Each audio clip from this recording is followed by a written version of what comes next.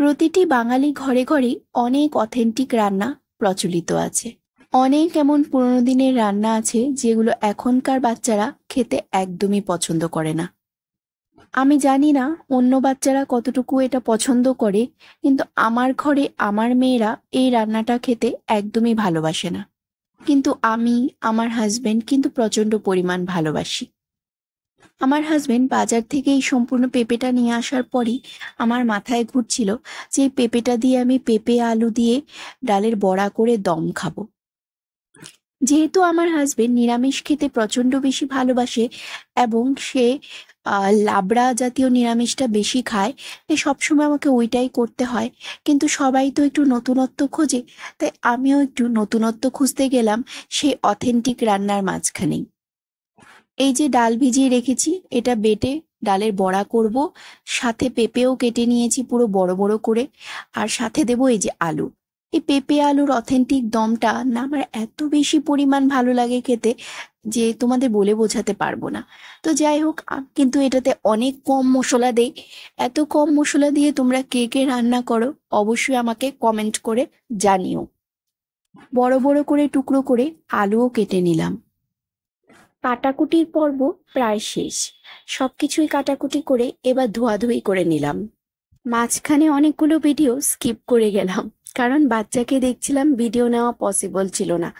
আমরা যারা একার হাতে কন্টেন্ট ক্রিয়েটিং করি তাদের পক্ষে মনে হয় এটা প্রায়ই হয়। এই যে দেখো, সবকিছু ভাজাভুজি করে একসাথে মশলা দিয়ে চাপিয়ে দিয়েছিলাম। মশলা আর কিছুই দিইনি, দিয়েছি শুধু জিরা বাটা আর অল্প লবণ হলুদ, ব্যাস এই দিয়ে ডালের বড়া দিয়ে কিছুক্ষণ ঢেকে রেখেছিলাম জল দিয়ে, ব্যাস হয়ে গেল, নামিয়ে নিলাম। এভাবে খেতেই কিন্তু আমার প্রচণ্ড বেশি ভালোবাসি।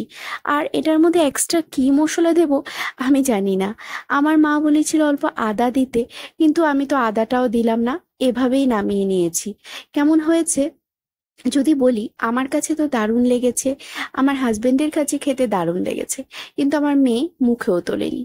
তো তার জন্য কি করলাম, এই যে তার জন্য আবার আলু কেটে নিচ্ছি। আলু মনে হয় প্রত্যেকটা বাড়িতেই একটা কমন সবজি, যেটা প্রত্যেকটা সবজির সাথে কি সুন্দর চলে যায়। আলুর ব্যবহার বাড়িতে সবচেয়ে বেশি হয়, আর আলু আনলে তাড়াতাড়ি শেষও হয়ে যায়। আমাদের বাড়িতে তো অনেক আলু আসে, তোমাদের বাড়িতেও কি তাই নাকি? একটু কমেন্ট করে জানিও। এবারের আলুগুলোকে পেঁপে আলুর দমের থেকে একটু ছোট সাইজ করে কেটেছি। এই যে সাথে নেব পনির, পনিরগুলোকেও লবণ হলুদ মাখিয়ে নিয়েছি। এবার পনিরগুলোকে একটু গরম তেলে ভেজে নেব।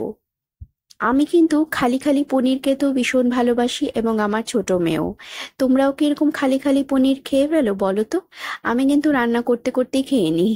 পনির আলু ভাজা হয়ে গেলে পরে মশলা দিয়ে দিয়েছি। এখানে আছে পেঁয়াজ বাটা আর আদা বাটা, রসুন বাটা অল্প দিয়েছি, আর জিরে দিয়েছি। সব কিছু দিয়ে জল দিয়ে কষিয়ে নিয়েছি ভালো করে। কষানো হয়ে গেছে, ঢাকা দিয়েও রেখেছিলাম একটু, তারপরে এই যে নামিয়ে নিচ্ছি। হয়ে গেছে আমার পনির আলুর একটা দম। এটা আবার আমার বড় মেয়ের খুবই প্রিয়। আজকে দুটো রান্নাই অনেক স্পেশাল আমার কাছে। তোমাদের কোনটা বেশি ভালো লাগলো জানিও। Bye bye.